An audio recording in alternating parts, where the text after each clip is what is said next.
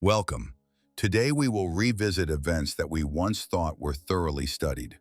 The beginning of World War II and the revolution in aviation technology that was supposed to determine the outcome of the conflict. But what if all our ideas about the advantages and weaknesses of aircraft were based on false assessments? What if one of the key technologies intended to ensure dominance actually concealed its true capabilities?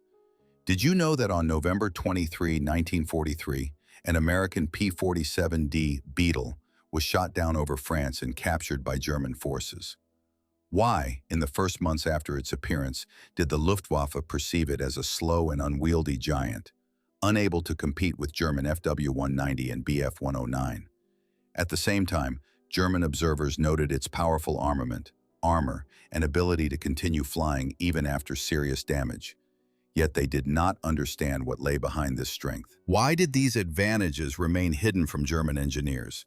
And how did underestimating American aviation capabilities influence Germany's strategy, while revolutionary progress was happening in the U.S. rear? The stakes were not only the outcome of a single battle or even the war, but a global technological edge that decided the fate of millions. This analysis is key to understanding why Germany was unable to catch up with the U.S. in technology, production, or logistics, despite its efforts and knowledge.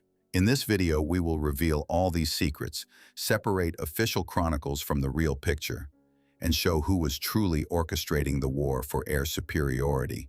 Are you ready to see the hidden mechanisms of technological dominance and understand how millions of details contributed to victory? Then let's begin. In early 1943, when the war was raging on all fronts, when Europe's fate hung in the balance, and strategy and tactics soared into the sky in an endless race of technology and pilot skill, the Luftwaffe was filled with uncertainty. German military engineers and tactical analysts looked at American aviation through the prism of their prejudices and preconceived notions of superiority. In their eyes, the American aircraft that had recently appeared over Europe, the P-47 Thunderbolt, seemed large, slow, and unwieldy.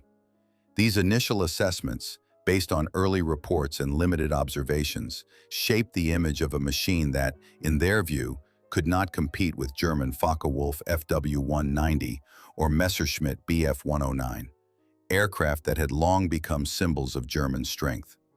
But behind these bright and confident evaluations lay a complex truth, which would soon overturn their understanding of American aviation capabilities. On November 7, 1943, in the skies over France, in the heart of occupied Europe, an American pilot named William Rooch shot down a German aircraft. His P-47D, nicknamed Beetle, was shot down by Germans and captured. At first glance, this case seemed to be an exception, a rare, insignificant episode. But it was precisely within its context that an entire era of misunderstandings and underestimation was hidden. German forces and reconnaissance units, having obtained this aircraft, began analyzing its design and characteristics. Initial reports prepared by the Luftwaffe in April and up to August of the same year regarded the Thunderbolt as a large, heavy, and sluggish aircraft. Its dimensions, powerful armament, and armor made it resemble a heavy bomber rather than a maneuverable and fast fighter. German pilots, accustomed to the speed and agility of their machines, quickly drew conclusions. The Thunderbolt lags in speed, especially at low and medium altitudes. In their eyes, it was clumsy, heavy, incapable of sharp maneuvers that are crucial in aerial combat. In the air, it appeared slow and bulky, which frankly diminished its combat prospects. However, despite this, the Germans could not overlook its strengths. They clearly saw its formidable armament, capable of destroying any German aircraft in seconds. Its armor, able to withstand even the heaviest bullets and shells, and its ability to continue flying even after sustaining serious damage, signs of a true workhorse that could be relied upon in any situation. Yet, even these obvious advantages seemed not to lead the Germans to a full understanding. They underestimated the technological potential of the Thunderbolt, especially its capabilities at high altitudes. Internal information about the turbocharger system, which allowed the aircraft to reach altitudes inaccessible to most German planes, remained hidden behind a veil of secrecy. German engineers and pilots did not know that this aircraft could quickly and efficiently manage its engine under extreme conditions, or that it possessed unique control systems, enabling it to reach altitudes where German aircraft still could not compete. This limited awareness, related to the technological complexity of the turbocharger system, played its role. The Germans could not grasp that the Thunderbolt was not just a heavy fighter, but a high-tech complex capable of exhibiting outstanding performance under certain conditions. At a time when German industry was already feeling the constraints, and its technological level lagged behind American standards, this was especially significant. Their limited production capabilities, lack of modern materials and technologies, and difficulties in adapting new systems made them blind to the advantages that might be hidden within the Thunderbolt's design. It was precisely these hidden capabilities, increased speed and efficiency at high altitudes, unique engine control systems, that remained a mystery to the Germans. Their observations, based on combat in the lower and middle layers of the atmosphere, did not allow them to understand the full potential of the American aircraft. They did not know that the Thunderbolt was capable of sharply changing its tactics, reaching heights where German fighters lost their advantages. In a situation where German industry faced restrictions and technology could not develop as quickly as desired, this underestimation became their weakness.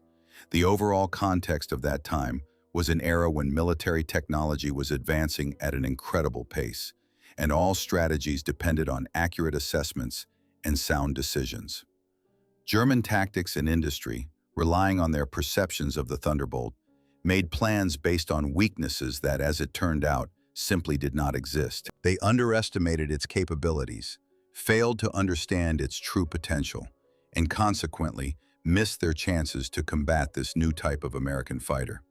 The key question of that period, why the German army and industry so greatly underestimated the capabilities of the P-47 in 1943, lies precisely in their limited knowledge and mistaken evaluations. Their strategic decisions were based on false assumptions, which led to their unpreparedness for the fact that the Thunderbolt was capable not only of surviving heavy battles, but also of winning in situations that seemed hopeless to them. Their perception of technological superiority proved to be an illusion that would be shattered in the future, when the truth about the power and capabilities of the American aircraft became clear.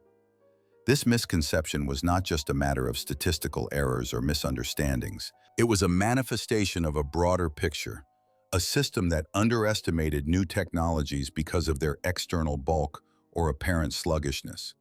Yet it was precisely in these seemingly insignificant details that the power lay, capable of changing the course of the war. And this story is not only about airplanes or combat actions. It is about how illusions and biases can blind even the most experienced and prepared. Conversely, true understanding is the key to victory, even if it comes too late. As we approach the conclusion of this phase, it is important to understand. It was this initial image, formed by underestimation, that laid the foundation for subsequent encounters. In the future, when the German command confronts the reality of the Thunderbolt's capabilities, their perception of their technological advantages will be shattered. And it is precisely this illusion, the belief in the weakness of the American fighter, that will influence the fate of the entire war. Sometimes it is the misconceptions created at the beginning that prove to be the most destructive. And this story is not only about airplanes, but about how crucial the truth is in war, often hidden behind layers of misunderstandings and biases. In November 1943, German engineers, overwhelmed by their own disappointment and confusion, faced for the first time a captured American aircraft. This aircraft, seemingly from another world, was not merely machinery. It was the embodiment of superiority, the result of a generation of advanced technologies that Germany was only beginning to understand, while in the United States, they were already being realized in metal and mechanisms. The disassembly of this aircraft, conducted in the Rechlin laboratories, became a pivotal moment for understanding how vastly different the approaches of these two worlds in aviation technology truly were. At the center of attention was a complex and unique engine, a turbocharger integrated into a system that allowed aircraft to maintain power at altitudes inaccessible to German designs. For German engineers, this was an eye-opener. They saw a sophisticated turbocharger system that, in essence, was an unprecedented engineering marvel. In their eyes, it was a blend of advanced technologies, each component reflecting the highest level of precision and innovation.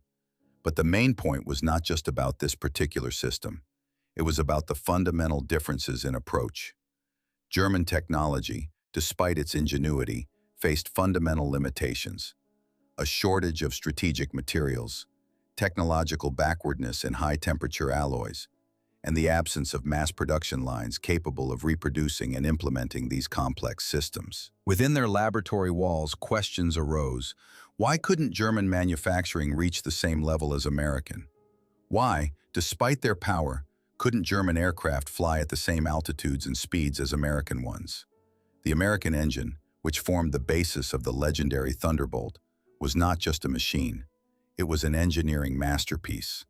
The radial engine with 18 cylinders, named R2800 Double Wasp, was not only more powerful than most of its German counterparts, it was more precise, more reliable, and used materials that the Germans could only dream of.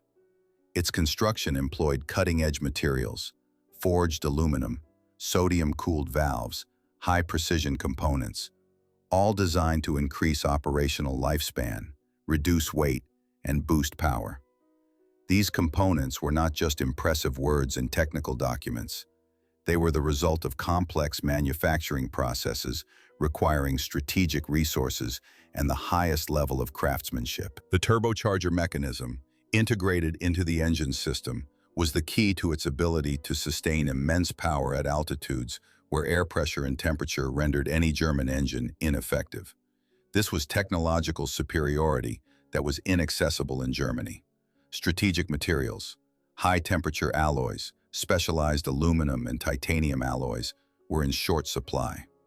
German industry could not afford to mass-produce such systems because their manufacturing technologies demanded resources and a technological level that they simply did not possess. Throughout the war, Germany struggled with shortages of strategic materials, which affected the quality and quantity of engines and aircraft produced. Inside the factories, in the workshops where these complex mechanisms were assembled, there was a noticeable lack, not only of materials but also of technological expertise. The result of this technological gap was evident. While the Americans produced over 125,000 R2800 engines and more than 96,000 combat aircraft capable of reaching unprecedented altitudes and speeds in a year, Germany could not compete on the same scale. Over the entire war, the Germans produced just over 42,000 engines and about 25,000 aircraft. These figures are not merely statistics. They reflect the scale of technological superiority, which became a strategic factor. American factories, equipped with advanced quality control systems and automation, created systems that required no compromises. Their engines exemplified precision, reliability, and power, enabling aircraft to reach new heights, overcome obstacles, and confidently dominate the skies. Such a level of engineering and technological control made mass production possible, which was unattainable in Germany. In conditions of constant resource shortages and technological limitations, creating similar systems was not only difficult, it seemed impossible. American engineers and manufacturing facilities operated on the principle of better, faster, more precise. Meanwhile, despite its achievements, German industry found itself trapped, technologically, resource-wise, and strategically. This difference in approaches, capabilities, and production scale was not merely a characteristic distinguishing the two countries. It became the reason why one side could produce powerful, high-altitude, high-speed machines, while the other could only dream of such a level. What was the essence of this technological gap? Why were the Americans able to develop systems that allowed their aircraft to fly at altitudes inaccessible to German counterparts and reach speeds Germans could not even imagine? The answer lies in scale, precision, and innovation. American engineers did not simply copy or replicate others' ideas.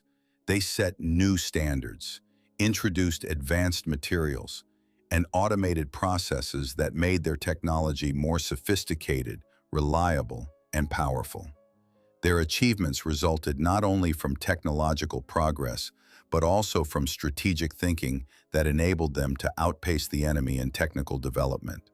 When analysis shows that these technological advantages played a decisive role in the course of the war, it becomes clear. The irreplaceability of these technologies for Germany was not just a technical fact. It was a crucial factor that ultimately determined the outcome of the conflict. These technologies, unreproducible and inaccessible, proved to be an irreversible advantage that neither heroism nor strategic maneuvers could compensate for. It was an invisible but powerful front of the struggle, the technological front, where victory went to those who could create systems impossible for their competitors to replicate. That is why, ultimately, these differences in approaches and capabilities became critical. The war was not only fought over territories, resources, and strategic positions. It was a battle for technological supremacy, for the future of aviation, and for the ability to dominate the skies.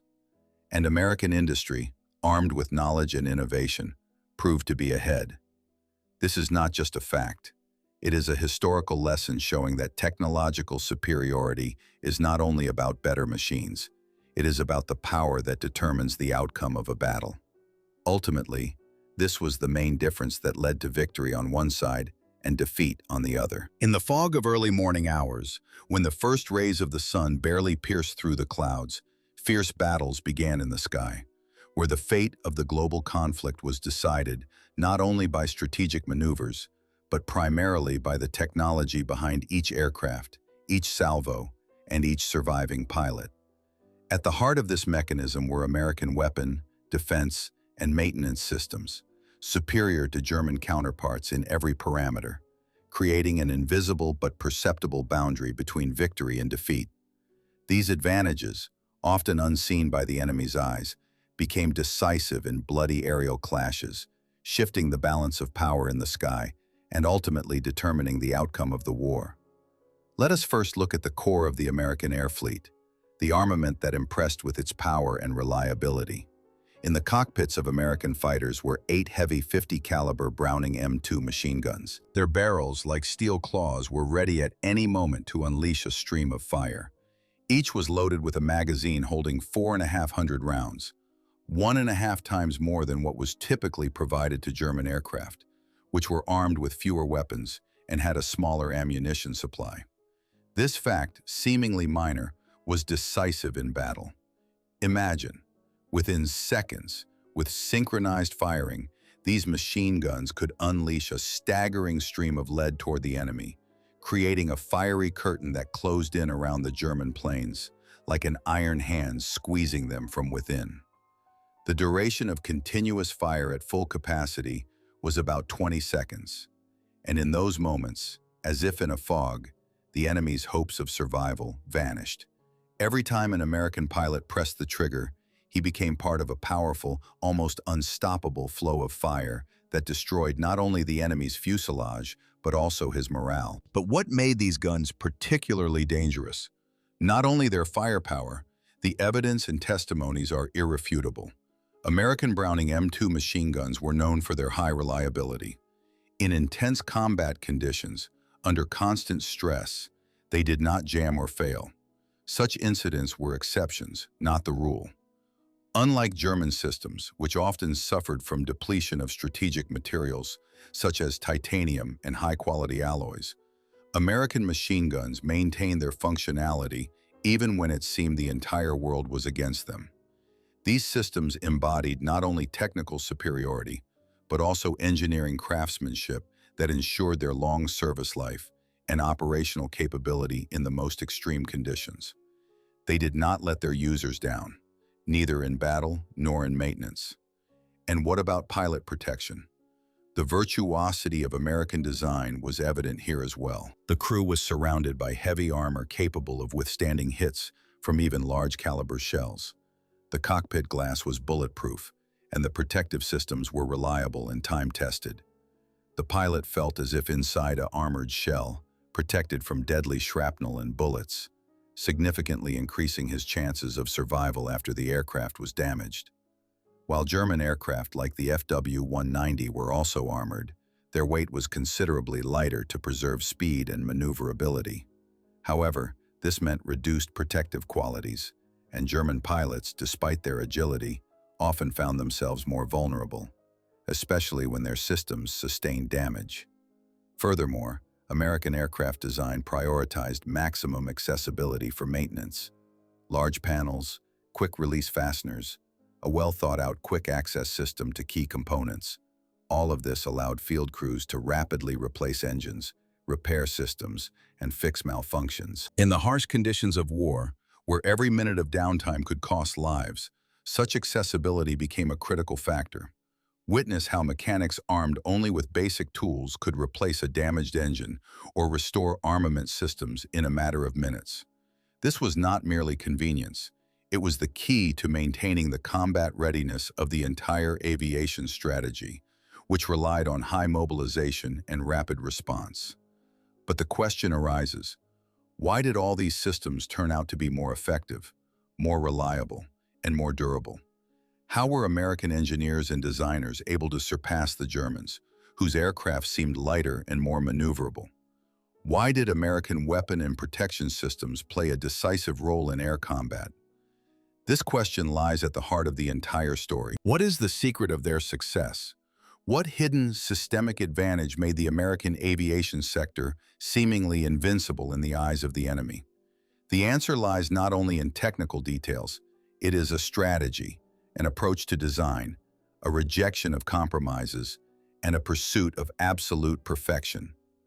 These systems were not created for show or luxury. They were designed for war, for a conflict in which every second, every hit, and every moment of a pilot's life mattered. And it was this systemic superiority, its mass production, versatility, and reliability that turned American aircraft into an almost invulnerable force. In certain combat modes with the right tactics, these systems made American aviation virtually unstoppable, undermining the combat effectiveness of German pilots and significantly reducing their victories. And this difference left no room for chance. It was fundamental, systemic, and core. The very essence of their superiority lay in how American weapons and defense systems were created, in their reliability and accessibility. And ultimately, it was this superiority that played a decisive role in determining the outcome of air battles. These systems embodied not just power, they contained a future, one that, despite all difficulties, favored the force that understood. Victory is not only about tactics, but also about technology. And in this technology lay the crucial difference between survival and disappearance. At the moment when the world plunged into the chaos of war, when the destinies of millions were decided on battlefields and in strategists' offices, one truth became clear to those who carefully analyzed what was happening. American industrial might became not just a factor, but the main weapon in the fight for victory. During the years when Germany seemingly reached the peak of technological and tactical development, when its engineers and designers created advanced equipment models, something else was happening in America, something large-scale, systemic, elusive to the enemy. It was not just an increase in production or technological innovation, but a whole strategy turned into a mechanism that rendered German tactics and technology outdated and useless. At the dawn of 1944, when air battles reached new heights and the intensity of combat sorties increased month by month, American industry confidently demonstrated its strength. Annual aircraft production exceeded 96,000 units, more than 4 times the output of German factories. These figures spoke for themselves. American factories were not just working.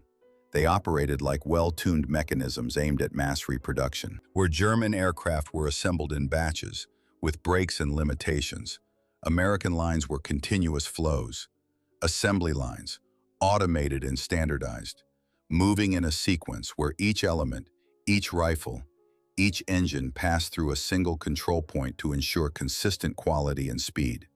The technological revolution in American industry was reflected in the use of automated lines, where robots and automatic machines performed work faster, more accurately, and without quality loss. This approach to mass production was not only more efficient, but also more resilient to disruptions. Unlike German factories, which often suffered from fragmentation and batch processing, American plants operated on assembly lines, creating an unprecedented flow of products.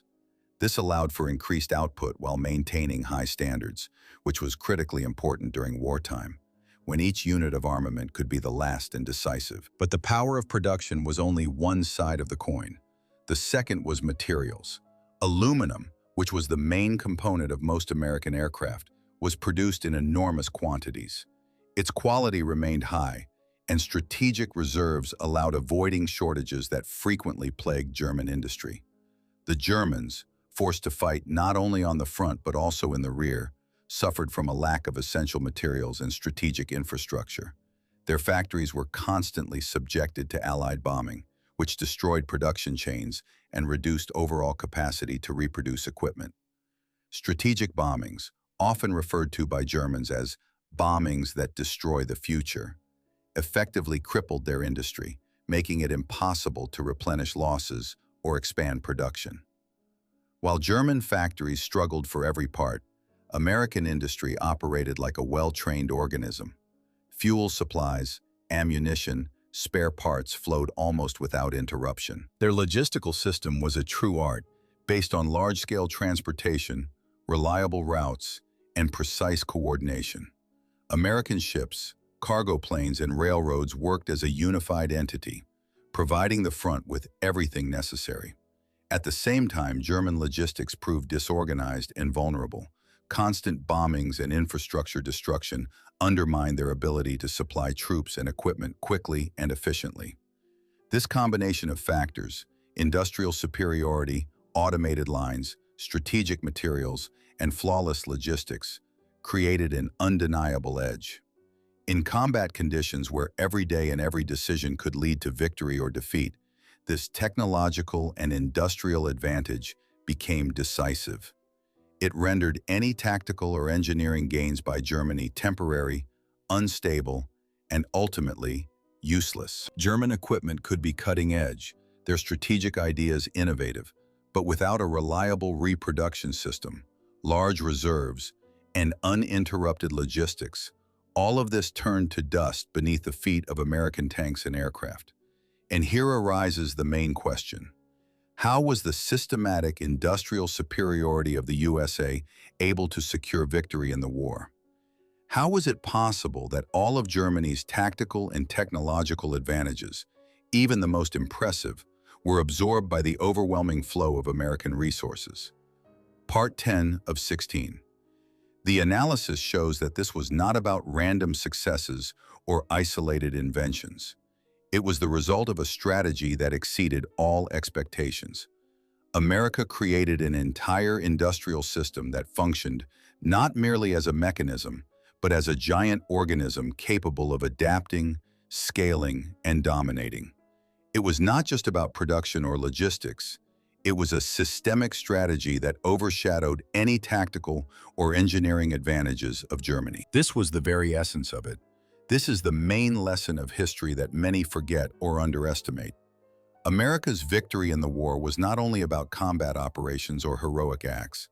It was about systemic superiority that rendered any enemy efforts useless.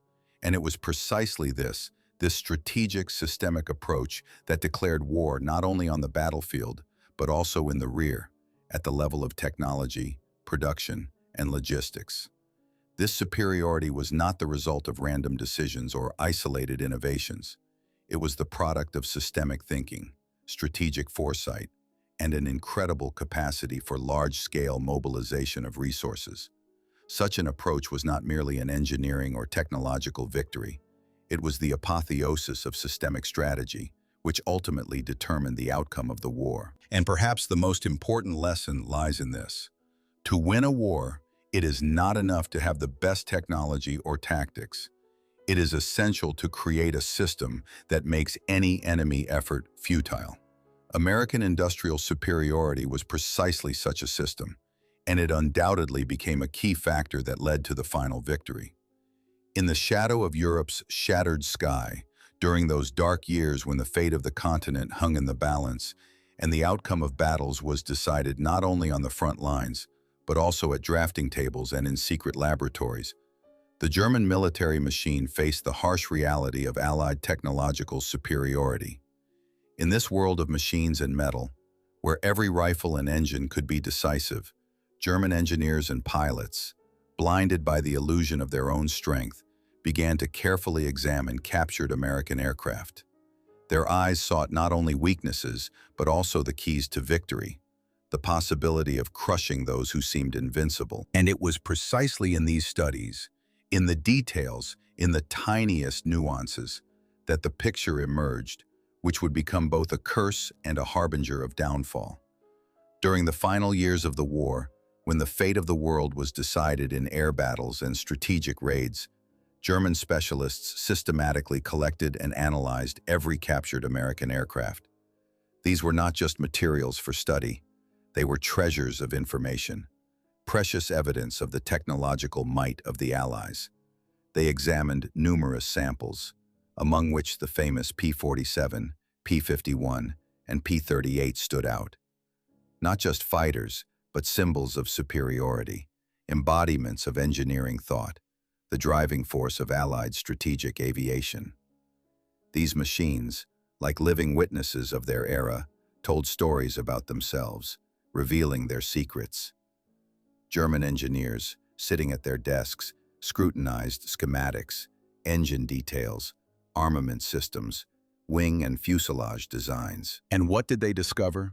That all systems, all components, from the engine to the armament, were built with the utmost precision, without compromises or concessions.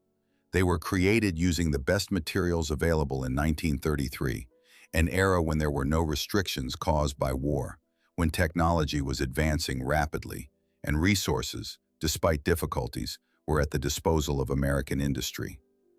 Analysis showed that all these systems exceeded the quality and reliability of their German counterparts.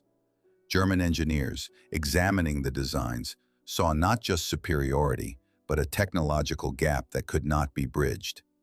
American engines, such as the famous Merlin, possessed power unavailable to German engines, despite all their attempts to reproduce and improve their own models. American electronics, navigation systems, and onboard instruments demonstrated not only technological superiority, but also strategic planning, meticulously thought out. Engineers noted that even with resource constraints limiting American industry, their systems remained out of reach for German designers. And here begins the main paradox. The analysis of American aircraft confirmed, essentially, their superiority. The evidence and proof were irrefutable, but it was precisely this understanding, this clarity, that turned into a sharp, almost painful question. Why, knowing all this, did Germany fail to overcome its industrial weaknesses? Why, despite precise knowledge of the technologies, was it unable to create its own systems capable of competing? Why, despite all efforts and knowledge, could German industry not reproduce even a small part of American technological superiority? The answer was simple and at the same time harsh, because knowledge and understanding of technologies are not equivalent to the ability to reproduce and scale them. After all, by the end of the war, when German industry was on the brink of collapse and strategic materials such as titanium, high-quality aluminum, rare earth elements became scarce, it became clear. All this knowledge, all these discoveries could not form the basis for mass production. The question arose, could Germany, despite all its knowledge and research, its technologies, fully realize them under resource constraints, amidst constant bombings and destruction? A question that had no simple answer, for in the strategic game, where not only technology, but also industrial power matters, Germany found itself in a losing position. Her assessments, based on the study of captured samples, confirmed that the Allies' superiority was not only in numbers and tactics, but also in the depth of their industrial base, which set the parameters of what was possible. In the end, all these facts, evaluations, and pieces of evidence were not just numbers and diagrams. They were a vivid confirmation that Germany's defeat was predetermined, not only by political decisions or strategic mistakes, but also by the very structure of its industrial capabilities. In other words, the systemic difference in industrial base, production capacity, and available resources ultimately determined the outcome of the struggle. German assessments confirmed that their technological weakness and inability to scale up developments became the nail in the coffin of their defeat. And all this picture, this grim truth, was not just analysis, it was a signal, a warning that no one heard in time. Finally, when the war was at its last breath and hope for victory still seemed possible, the German understanding of American systems became a symbol not only of the technological victories of the Allies, but also of their strategic superiority. The evidence was irrefutable. The superiority was not only in diagrams and blueprints, but also in their industrial power, in their ability to produce millions of machines capable of changing the course of the war. And Germany, despite its knowledge, could not overcome the chasm that separated their capabilities. Because knowledge is not capability, it is only part of the equation. And ultimately, this truth became the key to understanding the full picture of their hopelessness. During World War II, when the fate of the world hung in the balance and every minute could be the last for millions, one of the most important factors determining the outcome of the conflict was not only the skill of military commanders or strategic decisions on the battlefield. No, the main weapon that decided the fate of millions was the unconditional power of the industrial machine standing behind the armies. And it was precisely this, scale, efficiency, and automation of American industry, that became the crucial factor making any tactical or technological advantages of Germany practically strategically useless. Let us delve into an era when quantity mattered. In 1944, the United States produced over 70,000 aircraft. This number includes not only combat fighters, bombers, and reconnaissance planes, but also numerous auxiliary models. Among this total, special aircraft, Thunderbolts, numbering over 16,000, became a symbol of American might. At the same time, German aircraft manufacturing, though distinguished by some technological achievements, could not boast such scale. The production of German aircraft was shrinking under the blows of bombing raids, and due to a shortage of materials and destroyed infrastructure, German factories deteriorated, becoming increasingly less capable of competing in volume and production speed. Behind this figure lay a complex and rigid system, centralized manufacturing lines, automated assembly lines, and component standardization. In the United States, factories were true industrial complexes, where every part, every screw, every pipe underwent strict control, assembled on automated lines like conveyor belts that knew no fatigue or errors. These factories, located across the country, operated around the clock, continuously expanding and modernizing. Unlike Germany, where bombings, material shortages, and outdated methods reduced production efficiency, American plants continued to grow, increasing output and refining technological processes. The steel giants and aluminum plants of the United States, equipped with the latest automated lines, supplied materials, endless tons of metals, sapphire crystals for optics, without interruptions or compromises in quality. This unconditional abundance and standardization allowed Americans to produce weapons and equipment on unprecedented scales, making it impossible for Germany to catch up in quantity. Despite heroic efforts, German industry could not avoid the destruction caused by Allied bombings. As a result, factories that once competed in quality now found themselves in a state of degradation and obsolescence. Their production capacities were reduced, and their technological level declined. Meanwhile, American factories equipped with automated lines were constantly being updated and expanded, while German enterprises faced shortages of materials, outdated technologies, and destroyed infrastructure. But the most crucial weapon ensuring U.S. industrial superiority was logistics. Time was the main enemy of any war. However, the American logistical system, built on unprecedented centralized organization, provided continuous supplies of ammunition, fuel, spare parts, and components. Massive cargo ships, railroads, and warehouse bases, all were subordinate to one goal: maintaining a steady flow of resources to the front lines to prevent production stoppages or a decline in combat readiness. And this was not just a matter of supplies. It was a question of strategic resilience, which allowed American troops not only to maintain morale, but also to constantly build up their forces, surpassing the enemy not only in numbers, but also in quality. It was this unprecedented organization, volume, and automation of American industry that created the very industrial advantage that was impossible for anyone else to match. The American industry did more than just produce equipment. It created it as a machine that knew no fatigue, was resistant to destruction, and capable of continuous growth. As a result, American forces possessed not only numerical superiority, but also strategic invincibility, which called into question any tactical advantages Germany might have had. Despite their achievements, technologies became meaningless in the face of the power of the industrial system, which could supply millions of units of armament without interruption and carried within itself strength and reliability inaccessible to an enemy exhausted by war and destruction. Ultimately, the question was not simply who shot better or who flew faster. The most important factor was the scale and quality of the industrial base supporting every division, every aircraft, and every bullet. This base, built on automated lines, centralized logistics, and unwavering strategic determination, became an insurmountable barrier to any German tactic, technological trick, or tactical advantage. It was this systemic industrial superiority that determined the outcome of the war.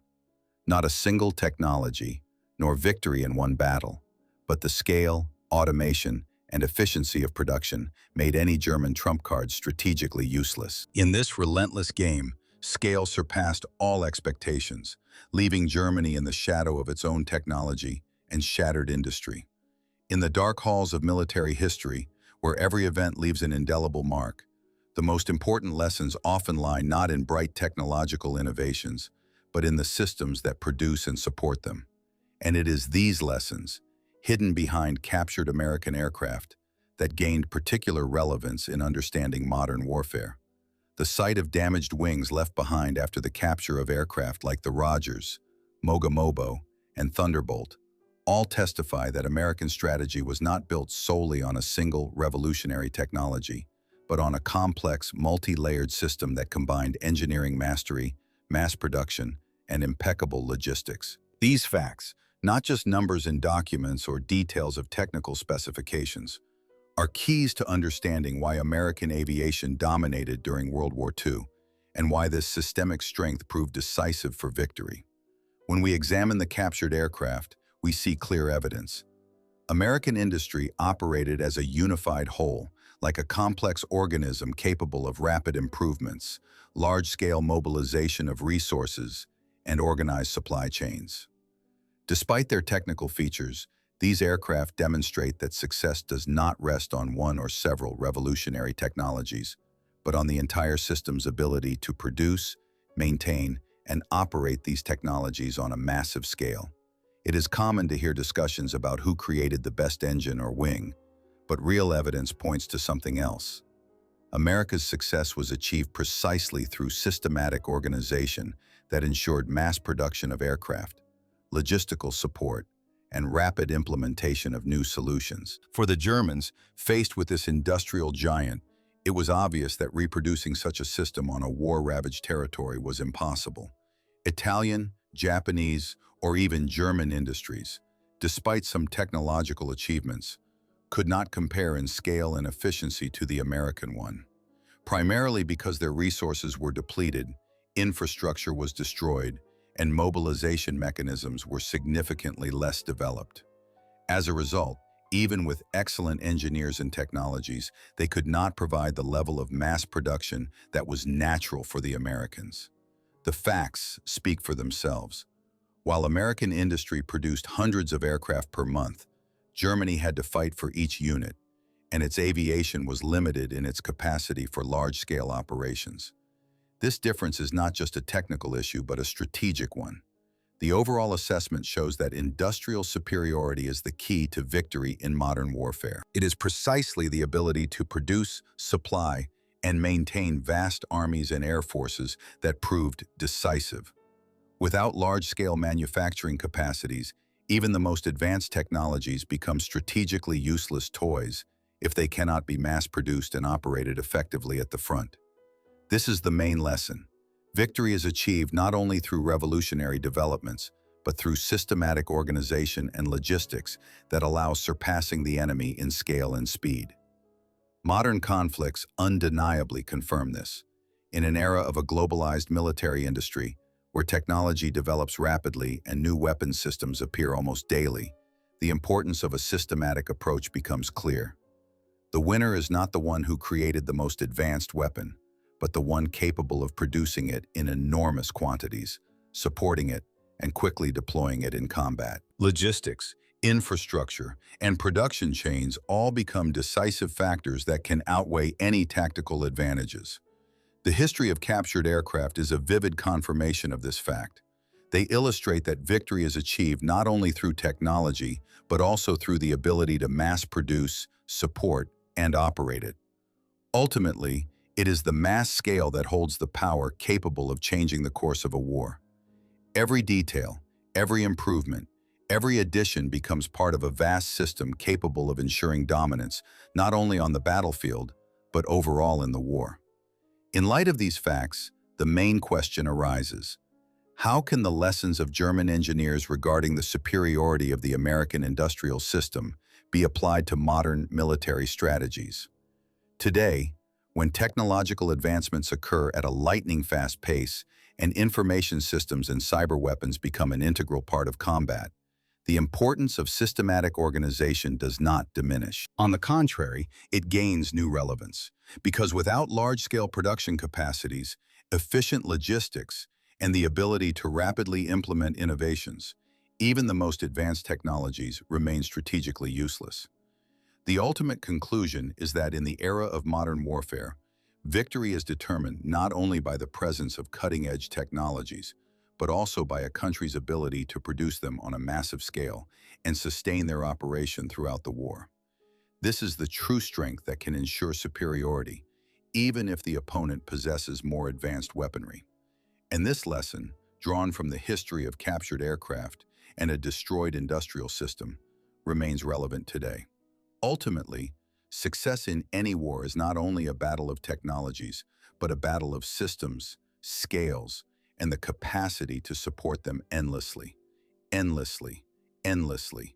A systematic approach to military industry and logistics is what determines the outcome of modern conflicts. It becomes that invisible force that sustains and enhances combat power, making it resilient and invincible.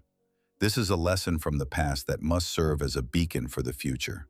For in a world where technology develops rapidly, the ability to produce and maintain it on scales beyond imagination becomes the key to victory.